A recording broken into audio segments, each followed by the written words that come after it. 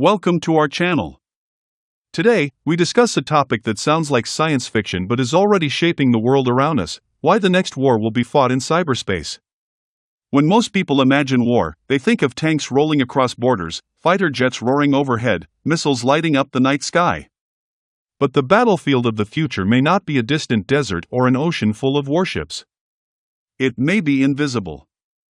Silent. Everywhere. It may be inside your phone, your bank account, your power grid, your hospital, and even your mind. For centuries, wars were fought over land, resources, and power using physical force. From ancient empires clashing with swords and shields to global conflicts like World War I and World War II. The battlefield was defined by geography. Even during the Cold War, the rivalry between superpowers centered around nuclear weapons and military alliances. But something fundamental has changed. The modern world runs on data. Economies depend on digital systems. Governments rely on networks. Communication, transportation, healthcare, finance, energy, all of it is connected, and where there is dependence, there is vulnerability. To understand why cyberspace is becoming the next battlefield, we need to first understand how deeply technology is embedded in our lives. Think about how many times a day you unlock your phone. Think about how often you use online banking, GPS navigation, social media, or cloud storage. Now multiply that by billions of people. Entire societies are built on digital infrastructure. Power plants are controlled by computers. Water treatment facilities are automated. Air traffic control systems rely on software. Stock markets move at the speed of algorithms. Even military operations depend on satellites, encrypted communications, and digital logistics. In the past, to cripple a country, you would need to bomb its factories, blockade its ports, or invade its territory. Today, a sophisticated cyberattack can disrupt financial markets, shut down electricity, paralyze hospitals, and create chaos without firing a single bullet. We've already seen early glimpses of this new kind of warfare. In 2010, the world learned about a highly advanced piece of malware called Stuxnet, which targeted Iran's nuclear program. It was designed to infiltrate industrial control systems and physically damage centrifuges by manipulating their speed, all while reporting normal readings to operators. It blurred the line between digital code and physical destruction. It showed that software could cause real-world damage. And it signaled a turning point. Cyberspace was no longer just about hacking websites or stealing data. It had become a domain of strategic warfare. Since then, cyber operations have become more frequent and more sophisticated. In 2007, Estonia experienced a massive wave of cyberattacks that targeted government websites, banks, and media outlets. The country was effectively digitally paralyzed for days. In 2015 and again in 2016, parts of Ukraine's power grid were knocked offline by cyber intrusions, leaving hundreds of thousands without electricity. These weren't isolated incidents. They were warnings. The reason cyber warfare is so attractive to nations is simple: it's relatively cheap, difficult to attribute, and incredibly powerful. Building aircraft carriers, fighter jets, and missile systems costs billions of dollars. Developing a highly skilled cyber unit requires talent, training, and infrastructure, but not nearly the same financial burden. Smaller nations, and even non-state actors, can level the playing field by investing in cyber capabilities. What makes cyberspace uniquely dangerous is its interconnectedness. A vulnerability in one part of the system can ripple outward. Consider supply chain attacks. Instead of attacking a well-defended target directly, hackers compromise a smaller, less secure vendor that has access to a larger organization. Through that backdoor, they infiltrate major corporations or government agencies. This happened in the SolarWinds attack, where malicious code inserted into software updates allowed intruders to access numerous organizations worldwide. The internet was designed for openness and connectivity, not for security. In its early days, the priority was enabling communication and innovation. Security was often an afterthought. As a result, much of the digital infrastructure we rely on today was not built with the expectation that it would become a battlefield. The rise of the Internet of Things has only expanded the attack surface. Smart thermostats, connected cars, medical devices, industrial sensors, billions of devices are now online. Each one is a potential entry point. A compromised smart device might seem trivial, but at scale, these devices can be harnessed into botnets capable of launching massive distributed denial-of-service attacks. In 2016, the Mirai botnet used thousands of compromised devices to overwhelm major websites and services, demonstrating how everyday technology can be weaponized. As we look toward the future, the integration of artificial intelligence into cyber operations will further transform the landscape. AI can automate vulnerability discovery, generate convincing phishing messages tailored to specific individuals, and adapt malware in real time to evade detection.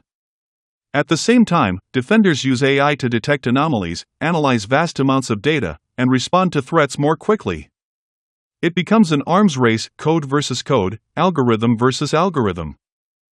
Military strategists increasingly recognize cyberspace as a distinct domain of warfare, alongside land, sea, air, and space. Countries have established dedicated cyber commands to coordinate offensive and defensive operations. Cyber capabilities are integrated into broader military planning. A future conflict might begin not with a missile strike but with a wave of cyber attacks aimed at blinding radar systems, disrupting communications, and sowing confusion before any physical engagement occurs. But perhaps the most unsettling aspect of cyberwar is that civilians are on the front lines. In traditional wars, there are battlefields and front lines. In cyberspace, the boundary between military and civilian targets is blurred.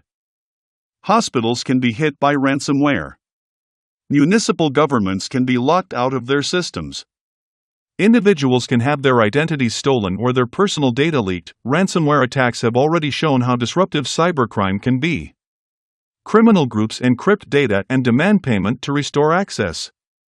When these attacks target critical infrastructure, such as pipelines or healthcare facilities, the consequences can be severe.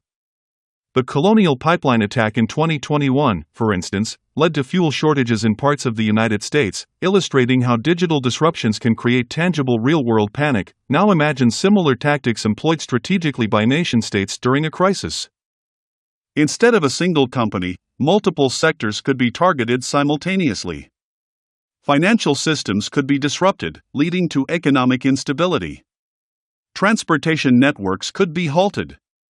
Public trust could erode rapidly. One of the reasons the next war is likely to be fought in cyberspace is deterrence. Nuclear weapons created a balance of terror during the Cold War. The concept of mutually assured destruction made large-scale war between superpowers less likely. Cyber weapons, however, operate differently. They are often used below the threshold of open war. They can be calibrated, reversible, and plausibly deniable. This makes them appealing tools for exerting pressure without triggering full-scale retaliation. However, this ambiguity also increases the risk of miscalculation. If a cyber attack disrupts critical infrastructure and leads to casualties, how will the victim respond? Will they treat it as an act of war? Will they retaliate in cyberspace or with conventional force? The lack of clear international norms and agreements around cyberconduct creates uncertainty. Efforts are underway to establish rules and norms for responsible state behavior in cyberspace. International organizations and forums have discussed principles such as protecting critical infrastructure and refraining from targeting civilian systems. But enforcement is challenging.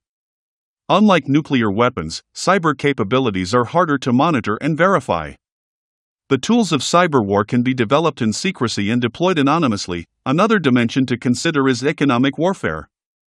Intellectual property theft through cyber espionage can give nations a competitive advantage. By stealing trade secrets, blueprints, or research data, attackers can accelerate their own development while undermining rivals. In a globalized economy, economic strength is deeply tied to national security. As emerging technologies like quantum computing evolve, they could disrupt existing encryption methods, potentially exposing vast amounts of previously secure data. This possibility is driving research into quantum-resistant cryptography. The race to secure data against future threats is already underway. The concept of hybrid warfare, blending conventional military force with cyber operations, information campaigns, and economic pressure, is becoming more prominent.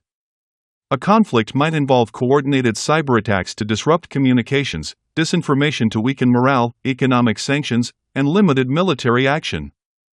The lines between war and peace, civilian and combatant, domestic and foreign become increasingly blurred. So what does this mean for individuals?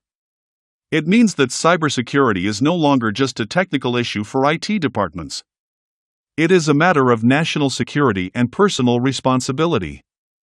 Simple actions like using strong passwords, enabling multi-factor authentication, and staying informed about phishing tactics can collectively strengthen resilience.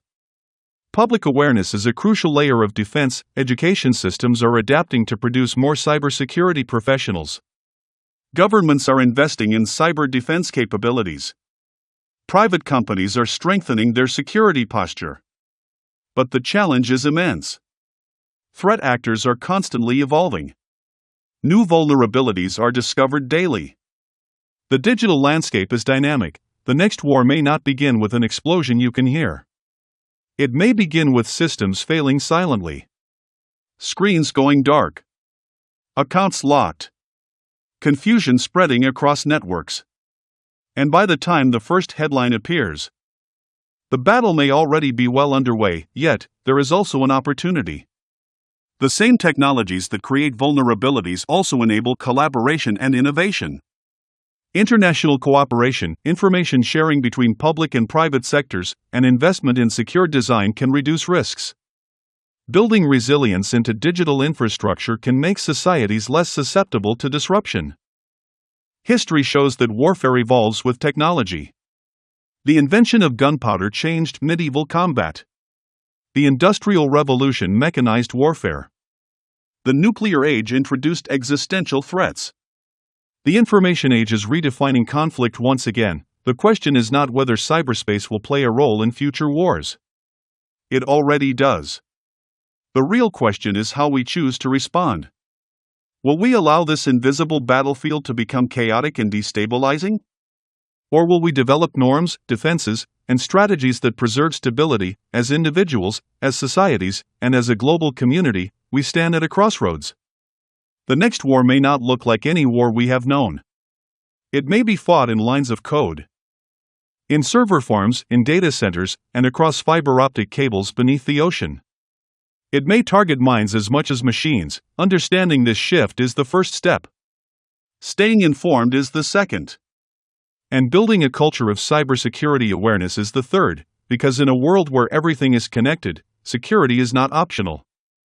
It is essential. If you found this discussion insightful and thought-provoking, make sure to like this video, subscribe to the channel for more deep dives into the future of technology and global security, and share your thoughts in the comments below. Do you think the next major conflict will be primarily digital? Or do you believe traditional warfare will still dominate? Let's start a conversation. Thanks for watching, and we'll see you in the next video.